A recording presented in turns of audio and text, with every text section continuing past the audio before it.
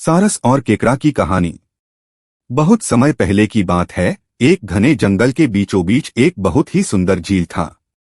उस झील में बहुत सारी मछलियां और केकड़ा भी रहता था। वह सब बहुत खुशी से मिलजुल कर रहते थे। लेकिन हर रोज उस झील के किनारे एक सारस आकर मछलियां पकड़कर अपना पेट पूजा करता था। जब भी सारस झील किनारे आ पहुंचता तब सारे मछलियों के बीच भागा दौड़ी शुरू हो जाता था। ऐसे दिन बीतता गया। धीरे धीरे सारस बूढ़ा और कमजोर होने लगा। पहले की तरह वह शिकार भी नहीं कर पा रहा था। सारस बहुत दुखी होकर झील किनारे बैठ गया। सारस का यह हाल देखकर झील की मछलियां बहुत खुश हुई। सारे मछली सारस के सामने तैरने लगे, पर सारस ने उन्हें कुछ नहीं किया, सिर्फ बैठा रहा। ऐसे कुछ और दिन बीत गए। सारस को ऐसे एक जगह बैठा हुआ देखकर केकड़ा सारस के पास आया और पूछा, भाई, 2-3 दिन से देख रहा हूँ तुम यहाँ चुपचाप बैठे हो, एक भी मछली नहीं पकड़ा, खाना भी नहीं खाया, क्या बात है?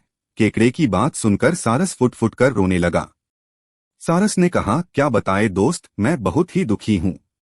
कुछ दिन पहले एक ज्योतिषी ने मुझे एक बात बताया कि बहुत ही जल्दी यह झील सूखने वाला है। बिना पानी के तुम सब कैसे जी पाओगे? तुम सब मर जाओगे।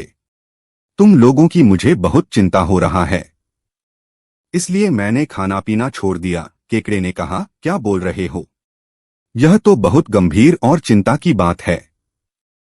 मुझे सबको बताना होगा। सारस की बात केकड़े ने झील की सारी मछलियों को बताया। सारी मछलियां और केकड़ा मिलकर सारस के पास गए और बोला, क्या बोल रहे हो, झील सूख जाएगा? तब हम सब कहाँ जाएंगे? क्या करेंगे? कोई तो उपाय होगा न बचने का। हम सबने तुमको हमारा दुश्मन समझा, पर तुम तो हमारे दोस्त निकले।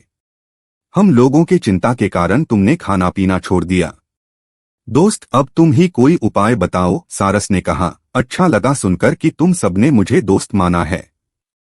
एक उपाय है, कुछ ही दूर पर एक तालाब है। अगर तुम लोग चाहो तो मैं एक एक करके तुम लोगों को वहां छोड़ सकता हूं। सारे मछली मान गए और कहा, ठीक है, ठीक है। तालाब में पहुंचाने के लिए अगले दिन से सारस एक एक मछली को अपने चोंच पर लेकर जाना शुरू किया।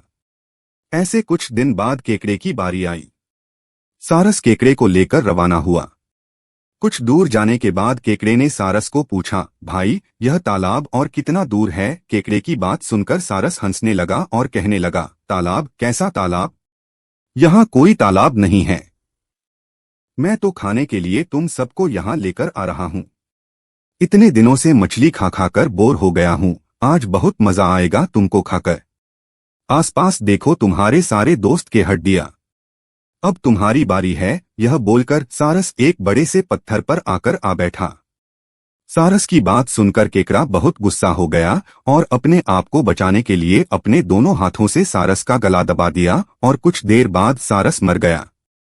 फिर केकड़ा अकेले झील वापस आ गया और बाकी मछलियों को सारस के चाल के बारे में बोला और कैसे उसने सारस को मार डाला यह भी बताया। सारे मछली बहुत खुश हुए और निश्चिंत होकर रहने लगे। इस कहानी से हमें यह सीख मिलती है कि हमें हर काम सोच समझकर करना चाहिए और किसी की बातों में नहीं आना चाहिए।